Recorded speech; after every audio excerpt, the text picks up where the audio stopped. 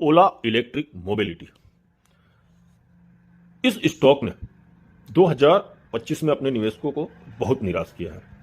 यह स्टॉक अपने हाई से लगभग 65% नीचे 99.95 के आसपास का इसका 52 वीक का हाई है। अपने हाई से लगभग 65% नीचे 31 तक आ गया था। हालांकि अभी ये 35-36 के प्राइस पर ट्रेड कर रहा। आइए समझते हैं कि ओला इलेक्ट्रिक स्टॉक में ऐसा क्या हुआ और ऐसा क्यों गिरा और आगे की क्या संभावना है।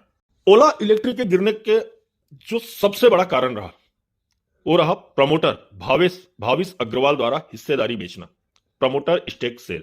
हाल ही में शेयर गिरने का सबसे बड़ा कारण यह है कि कंपनी के फाउंडर भाविश अग्रवाल ने खुले बाजार ओपन मार्केट में अपनी हिस्सेदारी का एक बड़ा हिस्सा बेचा है।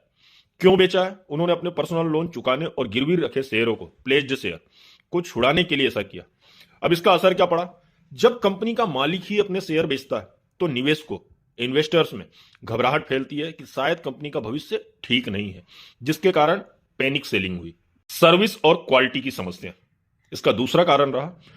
ओला की सबसे बड़ी मुसीबत आफ्टर सेल सर्विस बनी और जिसकी खबरें सोशल मीडिया, न्यूज़पेपर और अलग अलग सोर्सेस पे देखने को मिली।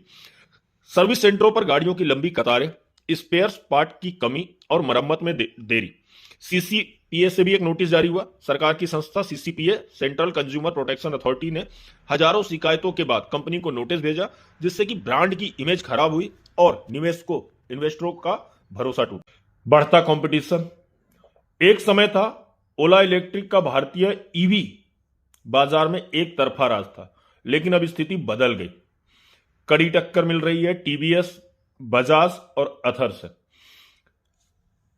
ये सभी पुरानी कंपनियां हैं, भरोसेमंद कंपनियां हैं जिन्होंने अपनी सेल्स बढ़ा ली और ओला के मार्केट शेयर पर कब्जा कर लिया।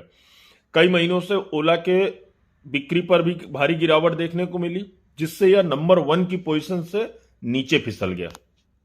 इस स्टॉक के गिरने का एक और महत्वपूर्ण कारण रहा वीक फाइनेंशियल। अगर आप कंपनी का बैलेंस शीट उठा के देखेंगे तो कंपनी अभी भी मुनाफे में मींस प्रॉफिट में नहीं आ पाई है और कंपनी का जो घाटा है वो जारी है और कंपनी का घाटा बढ़ता जा रहा है। रिवेन्यू भी देखेंगे तो उम्मीद के मुताबिक नहीं बढ़ पा रहे हैं, जबकि खर्च लगातार बढ़ रहे हैं।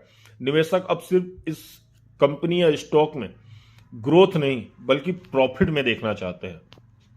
अब ओला इलेक्ट्रिक में 2026 या आने वाले सालों में क्या संभव है? देखिए, मेरा अपना मानना है कि इस स्टॉक के साथ जितना बुरा होना था हो चुका है और शायद हो चुका है और अब कंपनी आफ्टर सेल सर्विस पर भी ध्यान दे रही है। साथ ही साथ अब कंपनी का कर्ज भी कम हो चुका है, जिससे यह उम्मीद की जा सकती है कि आने वाले दिनों, महीनों, सालों में कंपनी का स्टॉक फिर से तेजी मींस रिवर्स गियर से बाहर निकल जाएगा। जिसके पास ये स्टॉक है, आप फंसे हुए हैं, उन्हें आने वाले क्वार्टर रिजल्ट न्यूज पर बारीकी से ध्यान देना चाहिए, उनकी स्टडी करना चाहिए